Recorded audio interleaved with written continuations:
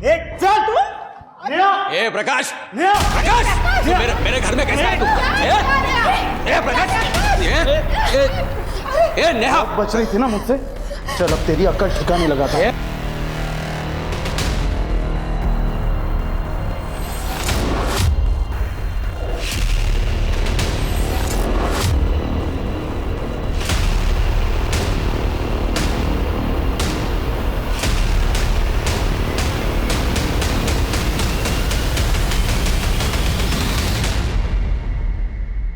नमस्कार, मैं Ashutosh Rana crime petrol सतर्क के नए अध्याय शातिर क्रिमिनल्स में आप सभी का हार्दिक स्वागत करता हूं। इस श्रृंखला में हम ऐसे कुख्यात अपराधियों की बात करेंगे जिनके दिमाग के काम करने का तरीका देखकर आपकी रूह तक कांप जाएगी कि इंसानी दिमाग किस तरह से आपको अचंभित करने की क्षमता रखता है। पावर इस दुनिया का सबसे बड़ा नशा है, लेकिन क्या पावर किसी का सगा होता है? जवाब है नहीं। और इसका सबसे बड़ा उदाहरण है भस्मासुर। आप सभी जानते हैं कि भस्मासुर यदि किसी के सर पर हाथ रख देता था तो वो भस्म हो जाता था। हुआ क्या? एक दिन उसके ही पावर ने उसे ही भस्म कर दिया।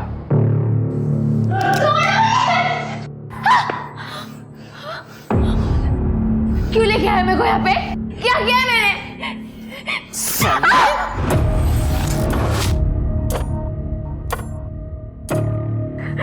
तेरे को बोली थी ना मैं, मेरे बेटे से लगन लगा ले, लेकिन तेरे को तो बहुत चर्बी चढ़ी है ना।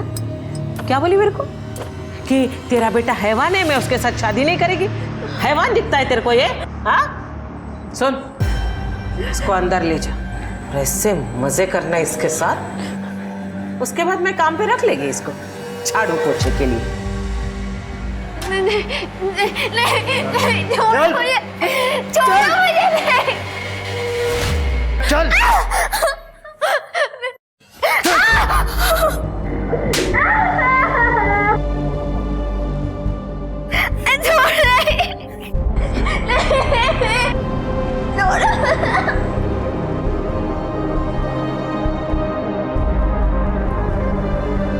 तुम लोग ने जो मेरे साथ किया है ना, किस्मत भी वही तुम लोगों के साथ करेगी। खत्म हो जाएगा परिवार। हाय है मेरी, हाय। मंजीरी। हाँ आई साहब। गने का है? पता नहीं। तेरे को कभी कुछ पता होता भी है? हाँ बबन, पता कर गने का है, वरना सुबह शहर में को उसके बिना ही जाना पड़ेगा। जय सर। चल बाहर निकल, चल।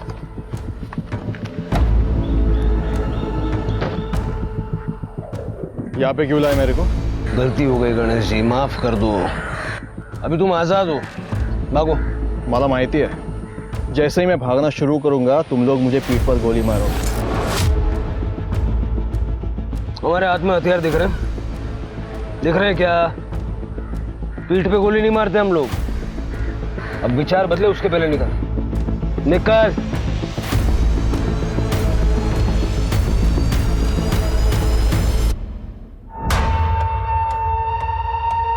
गने फोन का उचलत नहीं है, लगता है इसके बिना ही नासिक जाना पड़ेगा।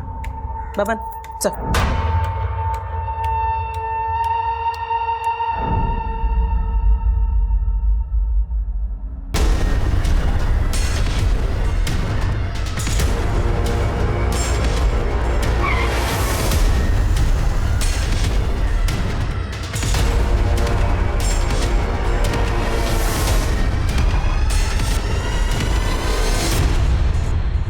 कहा था ना, पीठ पे गोली नहीं मारेंगे।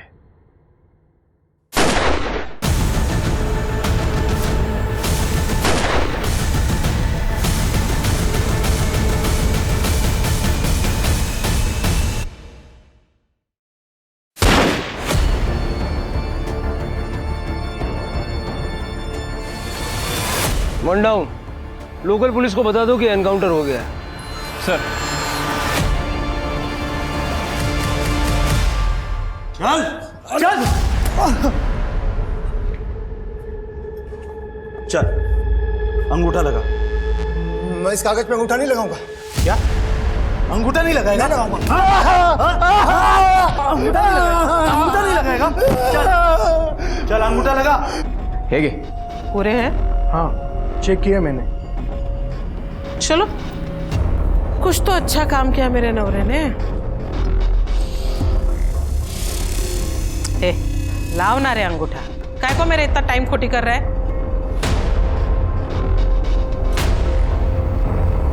मैं अंगूठा नहीं लगाऊंगा।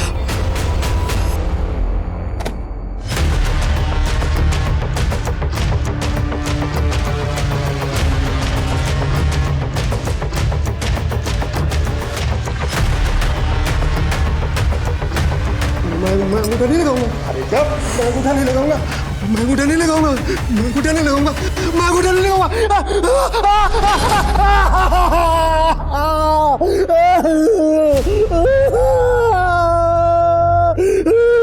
अब दे इसको फिर। अब लगाएगा अंगूठा। चल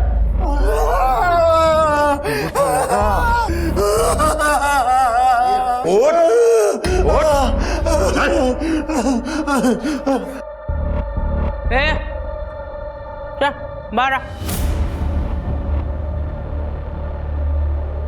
जी आई साहब।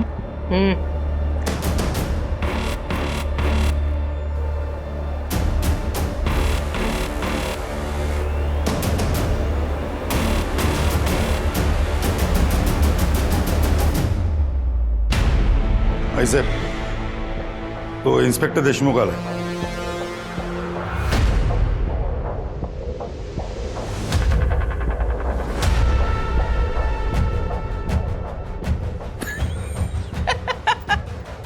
क्या रे, थोबड़ा क्यों लटका हुआ है? बायको ने मारा. तोड़वा याचं. आई साहेब, वो गणेश, उसका एनकाउंटर हुआ है.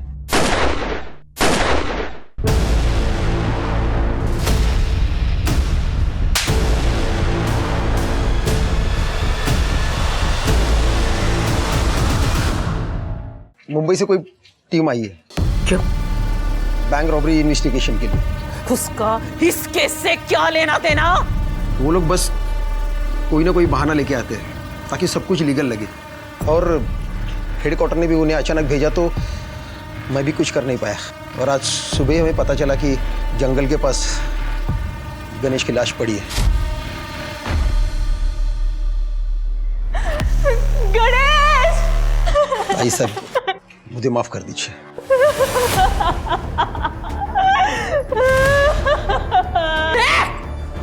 बंद कर तेरा रोना धोना.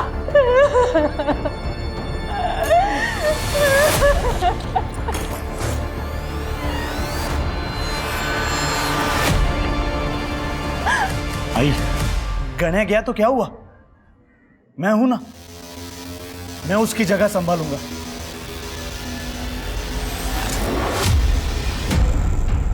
मैं वो सब कुछ करूंगा जो गण्या करता था, बल्कि उससे भी अच्छा करूंगा. आई,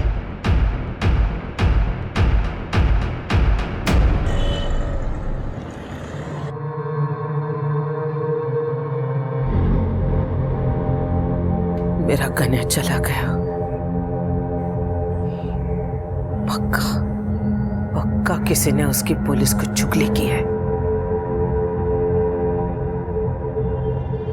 ए, इकड़े. मैंने तेरे को पूछा था ना कल, गण्या किधर है?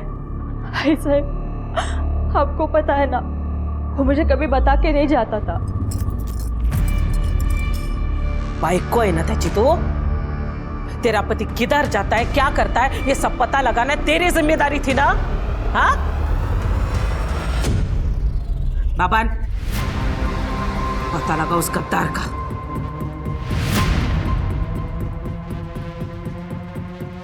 वो गद्दार चाहे मेरे परिवार का कोई क्यों ना हो, लेकिन मेरे को वो चाहिए. मैं खुद उस गद्दार से बात करेगी, लेकिन जब तक मेरे बेटे का कातिल मुझे मिल नहीं चाहता ना, मैं चुप नहीं बैठेगी. सर ये रही आई साहब की पूरी फाइलें जो हमारे पास है। ढूंढो, स्टोर रूम में, बाथरूम में, और भी फाइल्स मिलेंगी। एक बात तो क्लियर है, तुम्हें या तुम्हारी टीम को इन केसेस की कुछ पड़ी नहीं है। 30 से ज़्यादा केसेस पेंडिंग है और एक भी केस में कोई हलचल नहीं। धूल तो देखो इन पे। सर हमने तो पूरी कोशिश की थी लेकिन कोई सबूत नहीं मिले थे। कहाँ से मिलेगा सबूत? सबके सब आई साहब के साथ मिले हुए हैं। सर आप गलत इल्जाम लगा रहे हैं। तुम्हारे लोगों का पूरा कच्चा चिट्ठा है मेरे पास। कौन कितने पानी में है सब जानता हूं मैं। देखिए सर, यहाँ रहना तो उनके हिसाब से रहना पड़ता है। आपको शायद मालूम नहीं सर वो कितनी खतरनाक औरत है। कुछ साल पहले कांस्टेबल ने प्रकाश को ड्रिंक एंड ड्राइव केस पे पकड़ा था। दूसरे दिन उस कांस्टेबल की लाश मिली थी सर कूड़ेदान में। यहाँ के हर पॉलिटिकल पार्टी उन्हें सपोर्ट करती है। सर आप तो हेडक्वार्टर से हैं इसलिए सेफ है, लेकिन हम नहीं। मैं तो अपना ट्रांसफर भी नहीं करवा सकता यहाँ से। अगर इस केस में मदद नहीं की ना, ट्रांसफर मैं करवा दूंगा गढ़चिरौली। देशमुख, अगर चाहते हो कि सब कुछ ठीक रहे तो मुझे सारी अंदर की खबरें चाहिए। हमारी मदद करोगे तो एटलीस्ट एक काम तो सही करोगे। अरे ये देखो, आई साहब की इनलीगल धंधों की लिस्ट है। देखो मेरे साथ तो साक्षात हुआ था। मेरी जमीन जबरदस्ती हड़प ली इन लोगों ने। हाँ, और मेरा घर और दुकान दोनों हड़प लिया है। अरे मैं रास्ते पर आ गया हूँ। ये तो अच्छा हुआ कि पुलिस वाले मुंबई से आ गए और इन सब बातों का खुलासा हुआ। अब ऐसा लगता है कि इस औरत के जुर्म से हमें मुक्ति मिलेगी। लेकिन जिसने भी ये आर्टिकल लिखा है वो साहसी रिपोर्टर है कौन?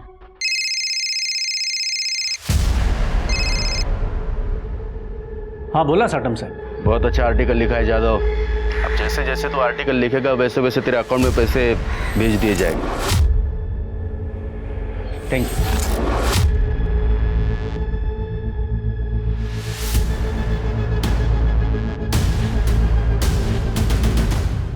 अरुण, अरुण, ये सब क्या है? ऐसा क्यों किया तुमने? तुम्हें दशक में रहना है कि नहीं? मीना तुम टेंशन मत लो। हाँ, रिलैक्स। बैठो। देखो मीना, ज्यादा टेंशन तुम्हारी सेहत के लिए, हमारे बच्चे के लिए अच्छा नहीं है। मुंबई से जो टीम आई है ना, वो आई साहब को सबक सिखाने के लिए आई है। गणेश का काम तो हो गया, अब बाकी लोगों की बारी है। इसीलिए तो मैंने आर्टिकल लिखा है। तुम्हें क्या लगता है आई साहब ये सब सुन के लेगी? हाँ, और फिर भी तुमने साटम से भी डील कर ली। मीना मुझे पता है, बहुत जल्द हमारा बच्चा इस दुनिया में आने वाला है। उसका खाना, दवाइयाँ, मेडिकल, स्कूल, सबका खर्चा होने वाला है। ये सब मैं उसी के लिए कर रहा हूँ। सब कुछ ठीक होगा। भगवान करे ऐसा ही हो।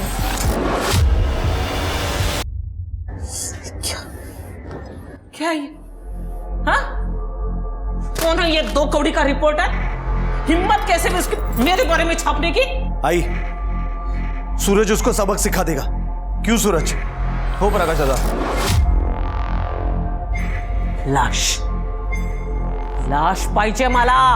ठीक है आई, हम उसका काम तमाम कर देंगे। गोल बच्चन बंद कर। अगर तमाम ही करना होता ना तो अब तक कर चुके होते। तुम्हारे बदले अगर मेरा गन्या जिंदा होता ना तो कब का उसको ठोक चुका रहता। यही फर्क है तुम लोगों में और मेरे गन्या में। बब्बन चाहिए मेरे को। अब वही उस रिपोर्टर को ठिकाने लगाएगा।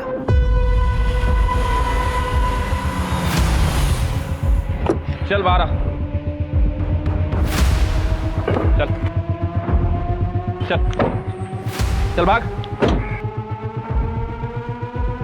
मुझे पता है।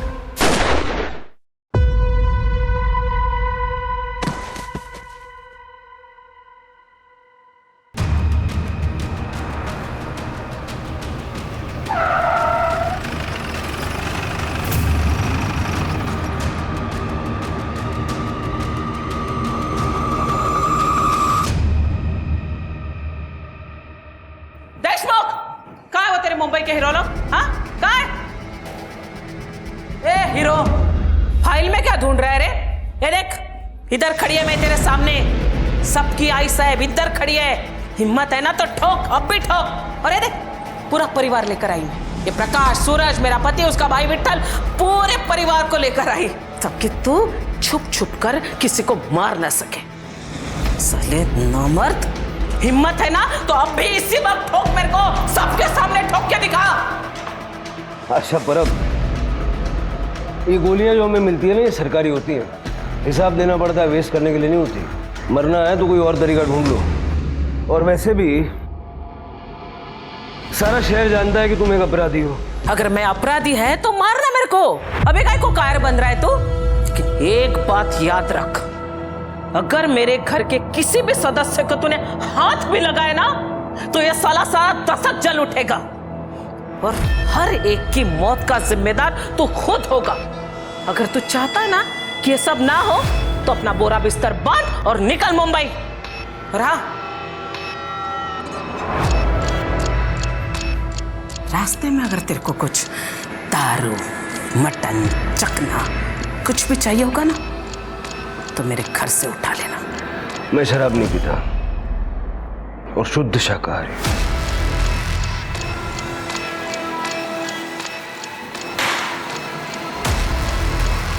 चला रे।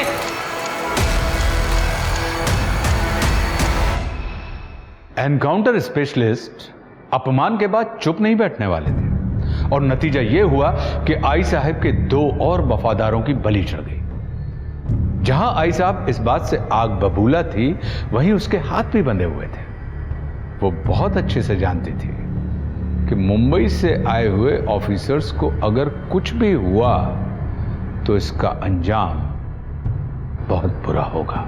इसका नतीजा यह हुआ कि नासिक दशक की जनता का आत्मविश्वास बढ़ने लगा और उनमें से कईयों ने आई साहब के फरमान को मानने से इनकार करना भी शुरू कर दिया था। वहीं अरुण यादव ने आई साहब के काले कारनामों को उजागर करने वाले कई और सारे आर्टिकल्स लिखे और उन लेखों में अरुण ने मुंबई पुलिस की प्रशंसा भी की, जिससे आम जनता का मनोबल बढ़ गया। लेकिन आई साहब जानती थी कि अब उसे मुंबई पुलिस के आगे कुछ ऐसा करना होगा जिससे यह साबित हो सके कि नासिक दशक की असली मालकिन आज भी वही है।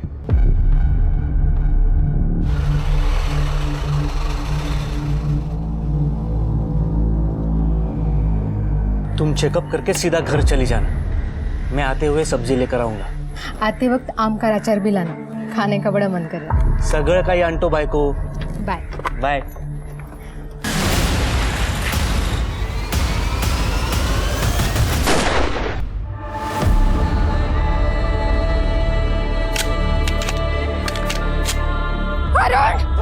चल।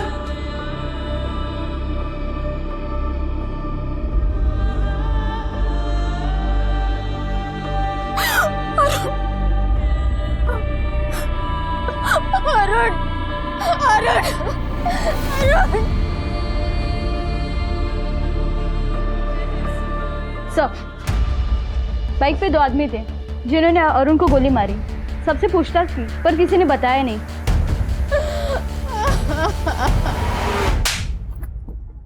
ये काम ढंग से नहीं होता तुम लोगों से। आई साहब, मेरी गन नहीं अटकती ना तो मैं माँ कसम उसको भी ठोक देता। अब पूछो प्रकाश बाबू से। प्रकाश बाबू बोला ना वो। ये देख रहा है, ये कभी नहीं अटकता। साहेब नाही, आई साहेब नाही, नाही आई साहेब नाही, प्लीज मला एक चान्स द्या, मी करून दाखवतो तुम्हाला, प्लीज आई साहेब नाही, नाही एक। अगर तू मेरा भतीजा नहीं होता ना तो अब तक तेरी उंगलियां उड़ चुकी होती। देशमुख, अब एक और गलती नहीं, एक कहीं वाईट बातमी मला ऐकायला नाही आली पाहिजे। ये अच्छी बातमी हो सकती है आई साहब। मीना ने किसी का नाम लेने से इनकार कर दिया, लेकिन उसने कहा है कि मेरे बच्चे को इस दुनिया में आने का मौका दीजिए प्लीज। फिर आप जो कहेंगे वो मैं करूंगी। हो प्रकाश, अगर इस वक्त खन्या होता तो वो क्या करता है ऐसे में?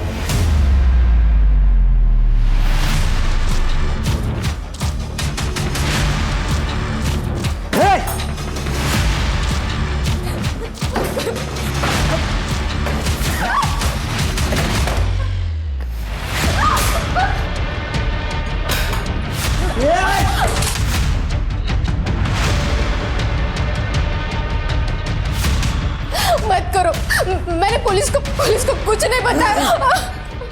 पता है मुझे, लेकिन ये ट्रेलर था ताकि बच्चा होने के बाद भी तू किसी के सामने अपना मुंह ना खोले, वरना उसके बाद क्या होगा है समझाला तो होशियार है।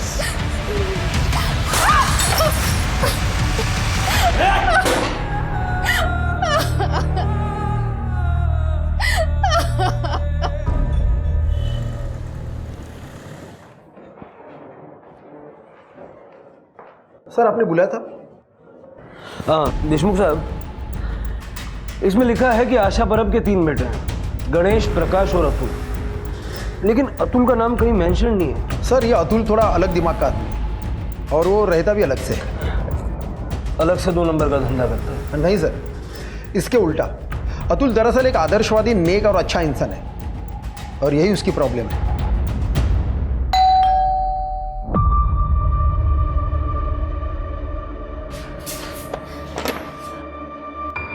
मैम आप आइए ना। अतुल, मुझे तुम्हारी मदद चाहिए। हाँ मैम आइए ना, आप बैठे। मैम आप रो क्यों रहे हो मैम? तुम्हारे परिवार ने मेरे अरुण को मेरी आंखों के सामने मार डाला। किस्मत से मैं बच गई। शायद भगवान चाहते थे कि मैं मेरे बच्चे को जन्म दे सकूं, पर तुम्हारे भाई ने मुझे और मेरे बच्चे को मारने की धमकी दी है। मैम आप मुझे बताएं मैं क्या कर सकता हूँ? मुझे और मेरे बच्चे को अपने परिवार से बचाओ।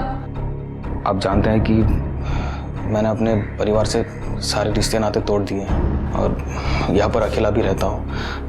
आपको और कुछ चाहिए तो मैं आपकी मदद कर सकता हूँ। ठीक है।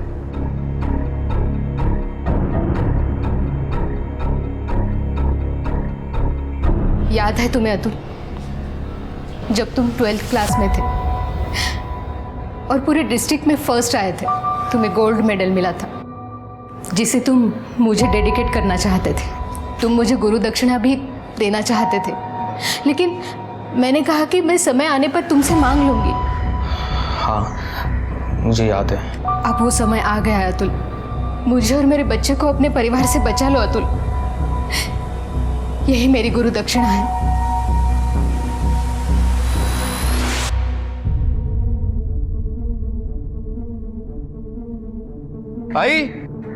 आई साहेब, बघा कोण आले? आई साहेब।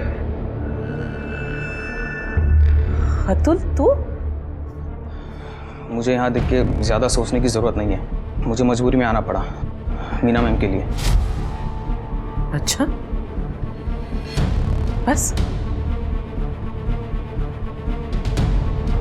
इतना ही बोलने आया था? 20 साल रहा तू हमारे साथ, लेकिन बात किसके लिए करने आया? उस औरत के लिए जिसके पति की वजह से तेरे भाई को, मेरे गन्या को पुलिस ने ठोका। क्योंकि आप लोगों के कर्म ही ऐसे हैं। देखिए मुझे है ना आप लोगों की बातों में पड़ना नहीं है और उनसे मेहरबानी करके दूर रहिए, वरना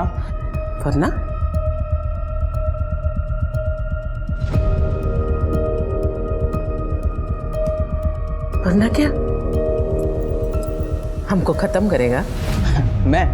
वो तो आप लोगों का काम है, वरना मैं खुद उनका ख्याल रखूंगा जैसे लक्ष्मण ने सीता का रखा था। और अब मैं देखूंगा कि उनको कौन हाथ लगाता है।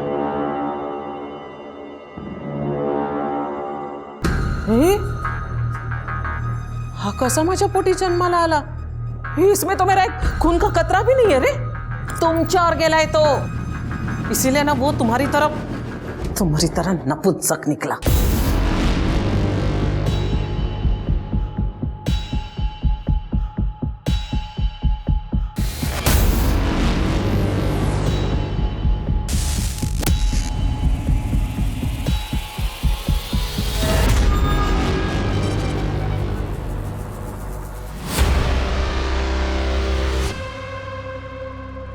हाँ बाबू, आपने जैसा बोला था मैं मीना के घर पे ही नज़र रखे हुआ था। एक मुंबई का हीरो आया था बाबू, उसने मीना से बात किया, कुछ तो लिखा और फिर चला गया। हाँ बाबू, उसने किसी को कॉल भी किया था। मतलब उसने नाम दे दिया? पता नहीं बाबू, लेकिन और हो भी क्या सकता है। बहुत पढ़ा लिया टीचर, अब तेरी छुट्टी का समय आ गया है। मैम ये लीजिए। मैं अरे देखती मैम आप आराम कीजिए ना, मैं देखता हूँ। अगर कोई मारने भी आएगा तो मुझे नहीं मारेगा, आप बैठिए।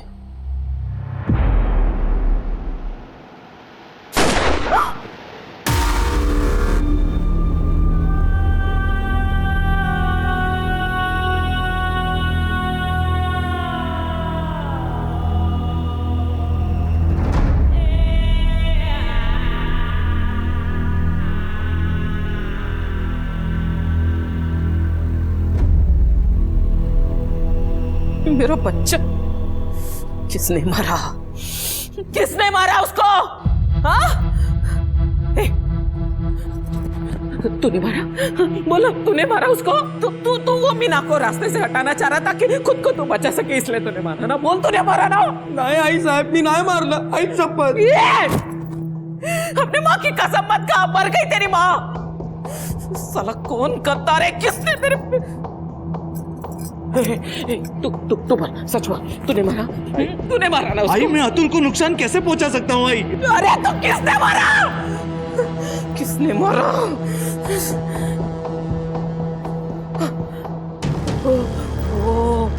वो ऑफिसर है ना, पक्का उसी ने मारा मेरे बेटे को। ए उमेश, जल्दी आ, फोटो दिखा मेरे को, जल्दी आ, फोटो दिखा, वो फोटो दिखा। हाँ मेरे को मालूम है ये कौन है। ये देखिए, मेरे को मालूम तो साले यही ऑफिसर होगा। जा उस रिपोर्टर को बुला। हाँ सर।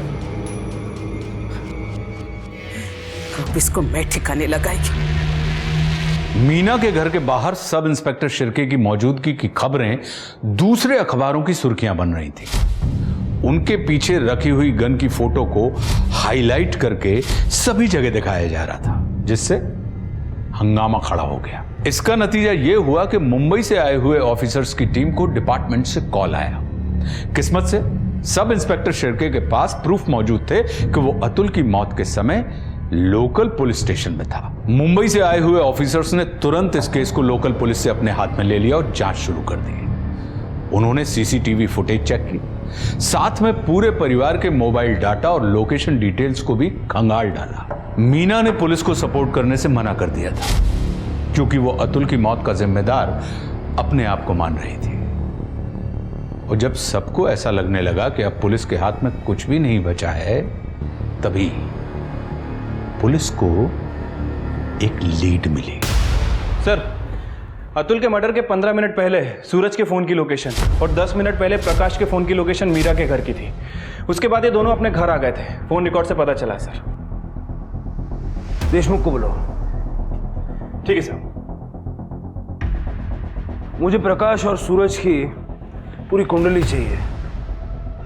सर मैंने आपको पहले ही बोला था कि ये प्रकाश गुस्सेल दिमाग का आदमी है, हर वक्त गुस्से में रहता है, छोटी छोटी बात के लिए किसी का भी मर्डर कर सकता है। सर ये प्रकाश गणेश को पसंद नहीं करता था, क्योंकि ये गणेश आई साहब का फेवरेट था, और ये भी पता चला है कि आई साहब के बाद वही गद्दी चलाएगा। लेकिन प्रकाश गणेश के अंडर काम करना नहीं चाहता था। सर रही बात अतुल की, तो किसी की गिनती में भी नहीं आता था। हाँ लेकिन सूरज वो जल्द से जल्द गद्दी पाना चाहता था। बाकी सबको पता है कि वो एक नंबर का आईएएस और लड़कीबाज आदमी है। तो प्रकाश ने अतुल को नहीं मारा? इससे क्या होगा उससे? इससे अच्छा वो आई साहब को मारता। और सूरज? सर सूरज आई साहब के भाई का बेटा है। भाई की मौत के बाद सूरज को आई साहब ने छत्र छाया में लिया था। इस सूरज के भी सपने बहुत बड़े हैं, लेकिन सर ये सूरज आई साहब और प्रकाश से बहुत डरता है। प्रकाश और सूरज दोनों ही मीना के घर के आसपास थे, लेकिन मर्डर के टाइम नहीं। परिवार का कुछ ना कुछ कनेक्शन तो है। ये जो आदमी है ये परब परिवार का राइवल पांडुरंग साटम सर। एक जमाने में दोनों टक्कर के थे, लेकिन आई साहब 2 कदम आगे।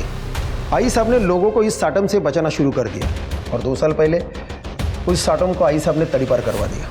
मुझे साटम चाहिए, चाहे जहाँ भी हो, और कत्ल वाले दिन के उसके वेयरअबाउट्स निकालो सब। सर मैं रमेश पावड़े, नेहा का चाचा। सर ये लोकल मैटर है, इसे मुझे हैंडल करने दें। परब परिवार से जुड़ा हुआ कोई भी मामला लोकल नहीं है। हाँ, तो आप क्या कह रहे थे? प्रकाश परब ने नेहा को किडनैप किया, लेकिन वो ऐसा क्यों करेगा? सर ऐसा है कि मेरे भाई और मेरे भाभी की 10 एकड़ जमीन थी हाईवे के पास, और जैसे ही डेवलपमेंट की अनाउंसमेंट हुई तो आई साहब वो जमीन 1 लाख रुपए को खरीद करना चाहती थी, तो भाई ने ना कर दिया। तो आई साहब हमें बार बार धमकाने लगी। सर हम यहाँ कंप्लेंट लिखवाने भी आए थे देशमुख साहब के पास। आई साहब ने हमारे भाई और भाभी को मार डाला और किसी ने कुछ भी नहीं किया, और करते भी क्या, वो तो किस्मत अच्छी कि नेहा हमारे घर थी इसलिए बच गई वो। प्रकाश ने जब से उसे देखा था ना, उससे वो शादी करना चाहता था।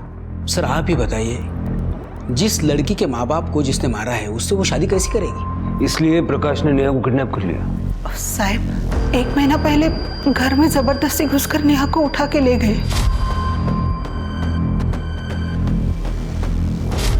आप अब आ रहे हैं 1 महीने बाद? सर पहले हम लोग बहुत डरते थे, लेकिन जब से आपने आई साहब के लोग और आई साहब के गुंडों को मारा है ना, तब से हमारी हिम्मत बढ़ गई। अब तो आप ही प्रकाश को मारकर नेहा को वापस ला सकते हैं। सुपारी के लेस नजर आ रहे हैं हम। ये पुलिस स्टेशन में आप लोग सुपारी देने के लिए आए हैं? नहीं सर, माफ कर दो सर। साहब अगर कोई नेहा को बचा सकता है तो आप ही हैं। तृप्ति, इनकी सारी डिटेल्स ले लो। Yes sir. नेहा पावड़े, सोचने दो मेरे को। नेहा पावड़े नहीं, मैं ऐसा कोई नाम भी नहीं सुना मैंने, और मेरे घर में होने का तो सवाल ही नहीं उठता।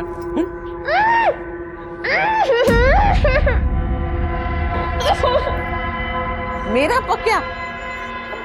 पक्या क्यों उसको जबरदस्ती उठा के लाएगा? मेरे पक्या के आगे तो 100 लड़कियां ऐसे बिछ जाती हैं। तरस आता है मुझे ऐसी लड़कियों पे। नेहा के चाचा ने FIR किया, आपके घर की तलाशी लेनी होगी। पूरा घर चेक कर लो अच्छे से। एक मिनट, वारंट है? नहीं ना?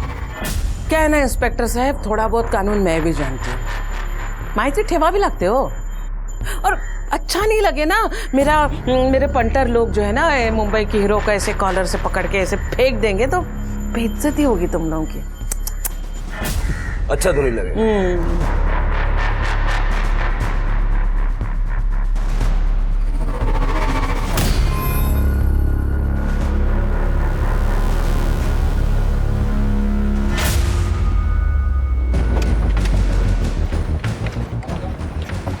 गाड़ी की तलाशी लो।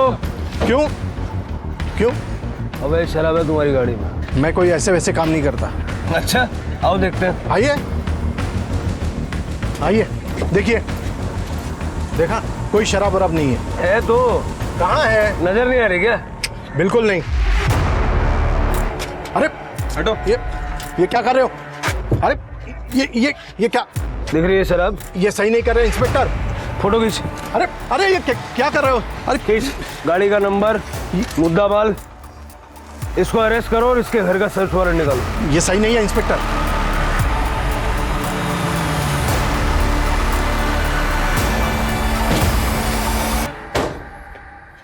एक बार आई ने मुंह काला किया ना, फिर भी तेरा पेट नहीं भरा। ए पक्या, रुक जा। अगर इन लोगों ने दोबारा यहाँ आने की हिम्मत की है, इसका मतलब ये पक्का वारंट लेकर आए।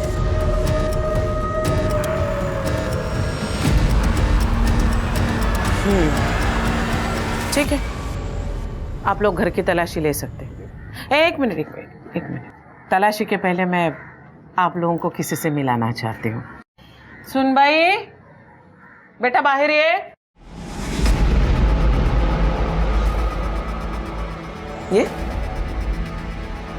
देखिए, ये है हमारी सुनबाई, पक्या की बाई को, नेहा परब।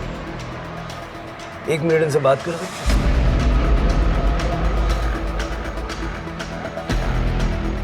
क्या नाटक है? सब कोई नाटक नहीं है। प्रकाश मेरा पति है। देखो नेहा, तुम्हारे चाचा चाची ने कंप्लेंट फाइल की है। इन लोगों से डरने की जरूरत नहीं। साहब, मैं नहीं जानती कि चाचा जी ने आपसे क्या कहा, क्यों कहा। मैं बस ये जानती हूँ कि मैं अपनी मर्जी से प्रकाश से लगन की। देखो नेहा साहब, बच्ची इतना बोल रही है तो मान लीजिए ना, विश्वास कर लीजिए। पक्का? फोटो देखो।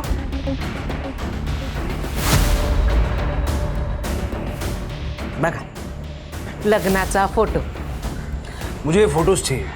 हाँ, क्यों नहीं, मिल जाएगी, लेकिन शादी का सर्टिफिकेट आने के बाद। मैं तो कहती हूँ सर, आप अगर 1 महीना पहले आ जाते ना हमारे दशक में, तो शादी में भी शामिल हो पाते, साक्षी बन जाते आप शादी की। फोन दीजिए।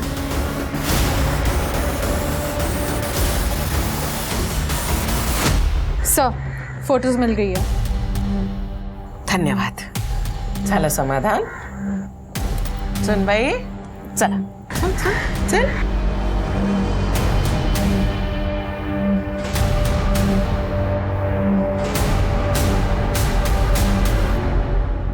पावड़े दंपति को ढूंढो।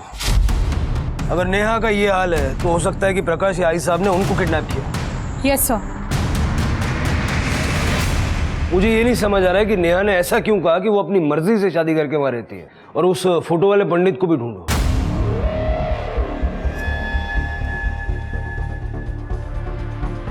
सर ये दशक का तो नहीं है। ये केस के लिए बहुत इंपॉर्टेंट है, इसको ढूंढना होगा। ये फोटोग्राफ मुझे भी सेंड करो। सर मैं भी ढूंढता हूँ। सर, परब परिवार के फोन लोकेशंस चेक करने के दौरान एक इम्पॉर्टेंट इन्फॉर्मेशन हाथ लगी है। गणेश के एनकाउंटर वाले दिन सूरज उसके साथ था, लेकिन उसके बाद वो गायब हो गया। Hello hello. हाँ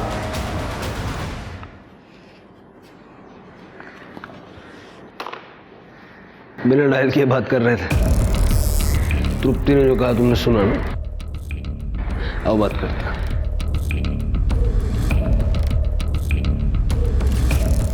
अंदर जो कुछ सुना जाके आई साहब को बता दो। अरे सर मैं कैसे आई साहब को बताऊं? तुम्हें क्या लगता है मुझे नहीं पता कि आई साहब को खबरें तुम पहुंचाते हो? ये बता देना कि गणेश के एनकाउंटर वाले दिन सूरज उसके साथ था। और ये भी बता देना कि अतुल के मर्डर वाले दिन प्रकाश और सूरज दोनों मीना के घर के पास थे। सर इस बात से तो हड़कंप मच जाएगी।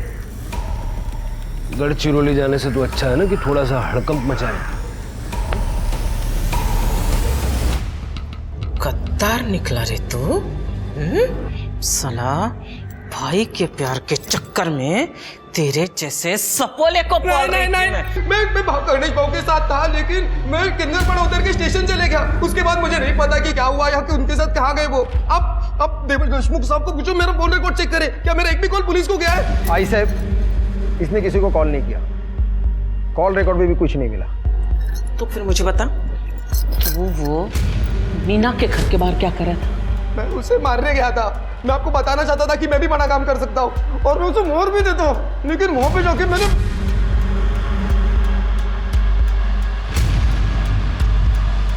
मैंने अतुल भाव को देखा। राई शपथ में वहां से निकल गया। उसके बाद आई ये सच कह रहा है। मैं उस दिन वहां पर गया था ये चेक करने कि इसने अपना काम ठीक से किया है कि नहीं तो मैं ही उस मीना को मार देता। लेकिन जब मैं वहां पर गया तो अतुल को वहां पर देख के मैं भी चौंक गया। आई फिर मुझे लगा कि कोई दूसरा प्लान बनाना पड़ेगा। हाँ सर, इनके लोकेशन रिकॉर्ड से कंफर्म होता है कि ये दोनों सही कह रहे हैं। किसने मारा? किसने मारा मेरे अतुल को?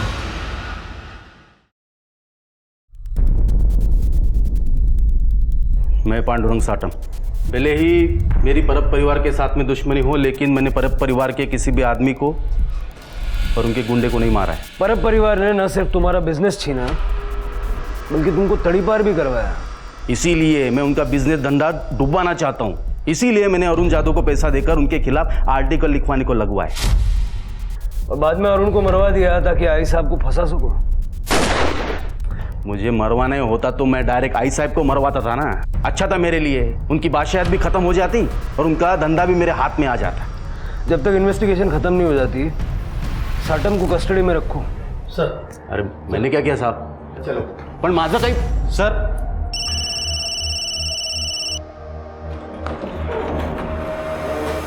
सर, पावड़े फैमिली मिसिंग है। जैसा मैंने सोचा था, हमारी पहली और दूसरी विजिट के बीच में ये शादी हुई है, 2 दिन में। सर, पंडित का पता चल गया है, वो कल गांव आने वाला है। तो कल चला जाए फिर पंडित जी का आशीर्वाद लेने। हो साहिब, मैंने ही 1 महीने पहले इन दोनों का लगन करवाया था। पक्का? हाँ साहिब, परब परिवार को कौन नहीं जानता है, इसलिए मुझे अच्छे से याद है। बात तो आपकी सही है, और आप ठहरे भगवान के आदमी, झूठ थोड़ी बोलेंगे। चलिए घर छोड़ देता हूँ आपको। पंकज, के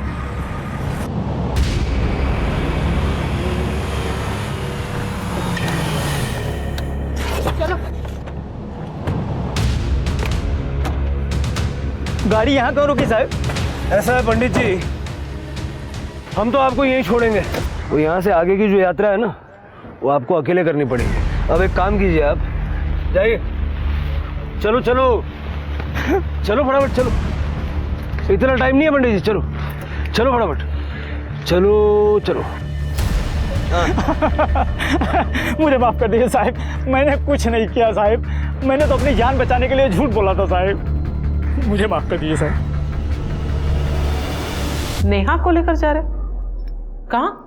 क्यों? पुलिस स्टेशन ले जा रहा हूँ, सवाल जवाब करने।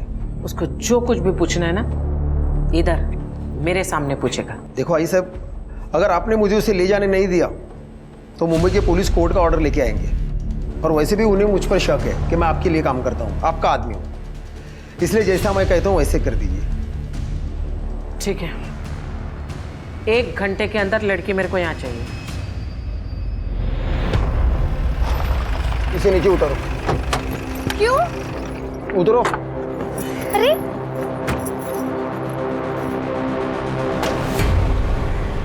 चलो उस गाड़ी में बैठो। लेकिन क्या हुआ है? जैसा कहा जा रहा है वैसा करो तुरंत। चलो चलो।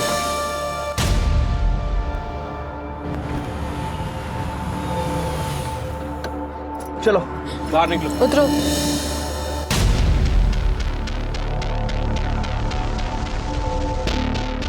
तुम जा सकती हो। नहीं नहीं, आप लोग मुझे मार दोगे ना? साहब आई एम सॉरी, मुझसे गलती हो गई। वो लोग ने मेरे को मजबूर किया था झूठ बोलने के। हम जानते हैं तुमने कुछ गलत नहीं किया, इसलिए तुम अपने चाचा चाची के पास जाने के लिए आसाद। आपने ढूंढ लिया उन लोगों को? वो सुरक्षित है और तुम लोगों को आई साहब से डरने की जरूरत नहीं है। आई साहब की बादशाहत अब चंद दिनों के मेहमान है। Thank you sir. जाओ।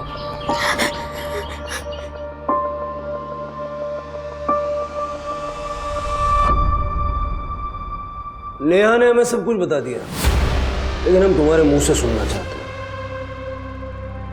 क्या हुआ था गणेश के एनकाउंटर के अगले दिन? प्रकाश को हमारे बारे में तुमने बताया, और गणेश के बारे में हमें भी तुम ही ने बताया। कैसे कर लेते हो ये बैलेंसिंग एक्ट? हाँ सर, उस दिन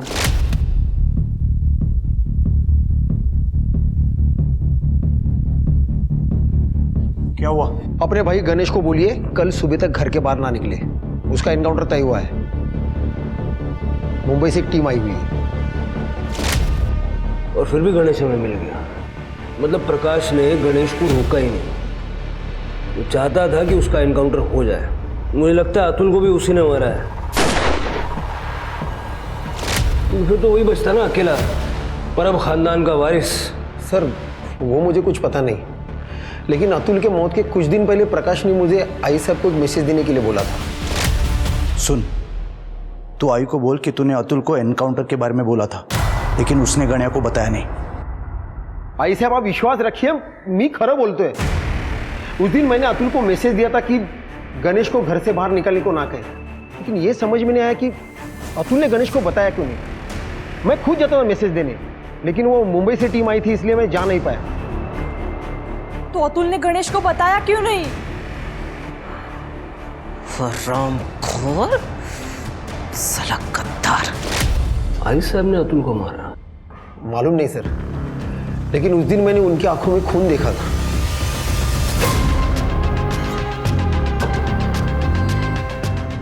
उसके मोबाइल का लोकेशन तो ये बता रहा है कि वो पूरा टाइम घर पे थी।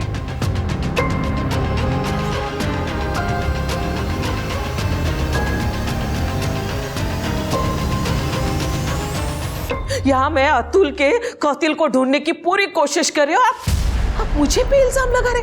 हमने विठल से पूछताछ की लॉकअप में। अतुल के कत्ल के समय मीना के घर में वो था। पहले हमें लगा कि उसने ही अतुल को मारा है, लेकिन बाद में उसने हमें बताया कि उस वक्त आप भी वहां मौजूद थी। वो तो सिर्फ आपके साथ था। झूठ बोल रहा है वो। हमारे पास प्रूफ है। ये सरोता, इस पे आपके फिंगरप्रिंट्स हैं जो ये प्रूव करते हैं कि अतुल को आपने मारा। आपके हाथ में ये सरोता जब मैंने देखा ना, तभी मैं समझ गया। उस दिन जब देशमुख ने मुझे बताया कि अतुल ने गन्या को उसका निरोप दिया ही नहीं, जिसके कारण मेरे गन्या का खून हुआ, तभी मेरा माथा ठनका। तभी मैंने सोचा कि अतुल को उसके किए की सजा मैं देकर ही रहूंगी। मेरा फोन घर पे था, इसलिए मैं वैसे ही चली गई विठल के साथ।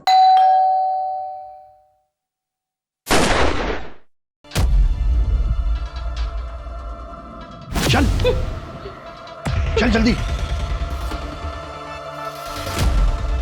अरे संभाल संभाल, चल जल्दी। शायद ये अड़किता उसी वक्त मेरे हाथ से गिर गया होगा, लेकिन मुझे लगा कि शायद ये बात पुलिस के नजर में नहीं आया, इसलिए मैंने राहत की सांस ली और ये नया अड़किता लेकर आ गई। बात तो आपकी सही है। जब हमने अरुण का घर सर्च किया तो हमें कुछ नहीं मिला। बाद में हमें फोटो में ये सरोता दिखा, तो हमने उसे ढूंढ लिया। एक और बात, गणेश के एनकाउंटर के बारे में देशमुख ने अतुल को नहीं, प्रकाश को आगाह किया था।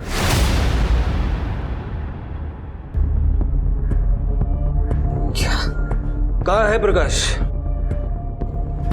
मुझे पता है वो प्रकाश कहाँ है। मेरे बेटे को मार डाला उसने, मेरे बेगुनाह अतुल को मार डाला। किए की सजा तो हर किसी को मिलेगी। चलिए